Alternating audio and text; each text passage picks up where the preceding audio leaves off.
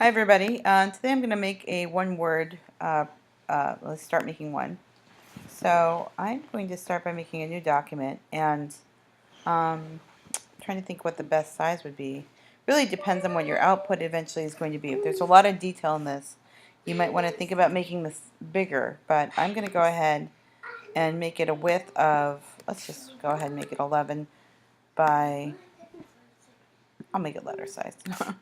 Okay, so I deliberately made it a landscape orientation because I think I want my word to go across.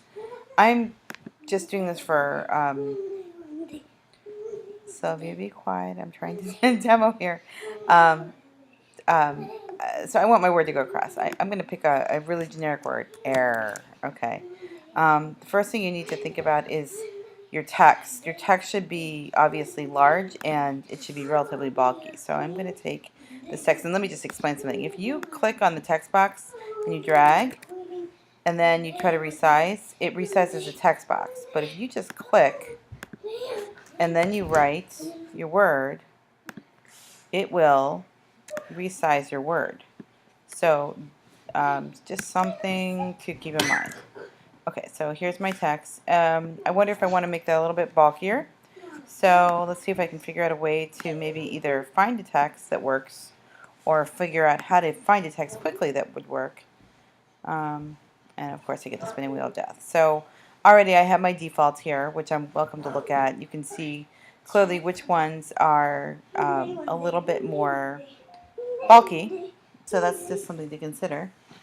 I just want to mention you are certainly not required to stick with one of these texts or one of these fonts.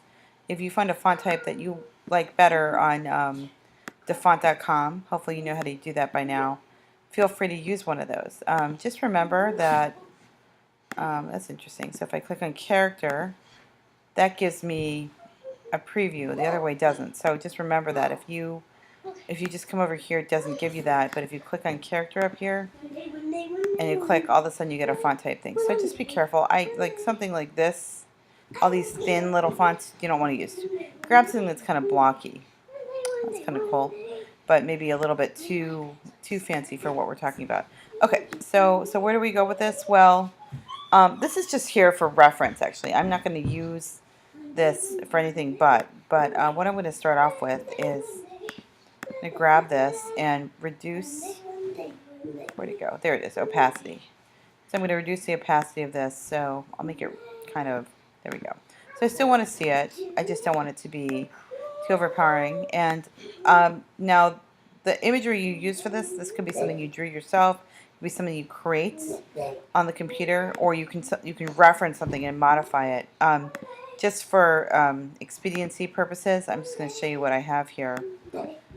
Pardon me, some videos I have uploaded. I went ahead and grabbed a few things off the internet, which I probably want to be careful about doing because, again, if you're grabbing too much stuff off the internet, you can probably get yourself into a little bit of trouble. But I think I put them on desktop. Here they are, images. And let me see. I wonder if I can grab more than one. Can I? Can I? Will it let me? Oh, yes, it will. Let me show you how this works. So I would take this. I've got my image on a white background. It's just a simple silhouette. I don't really want anything else that doesn't have a simple silhouette. Sylvia, I'm busy right now.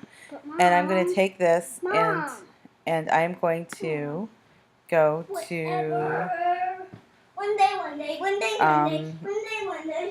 actually, I just realized I'm working on CS5. For you, it's CS6. So in CS6, it's going to be a little bit different, but you're going to want to go ahead. It's essentially the same thing. It's just in a different place here. For you, it'll probably be under Window. For me, it's Window Live Trace. So Object, Live Trace, Tracing Options. And I want to ignore the white in this case. And I want a black and white. Let's just see what that gives me. I'm going to hit Preview. And you see it, sometimes it does lose a little bit of its definition there. So you want to be careful about that. You obviously can mess around a little bit with all the different options to make it more specific. There we go. And I'll go ahead and trace that. And then I go Object, Expand, and now all of a sudden I have an editable image that I can work with. And clearly I would take this and shrink this down, put it in place, and that would be part of my word. And I might want to have this, because it's so vertical,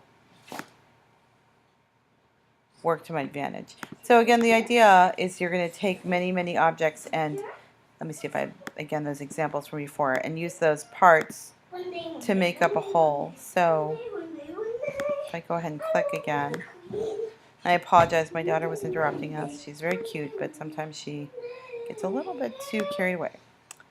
But one word, here we go.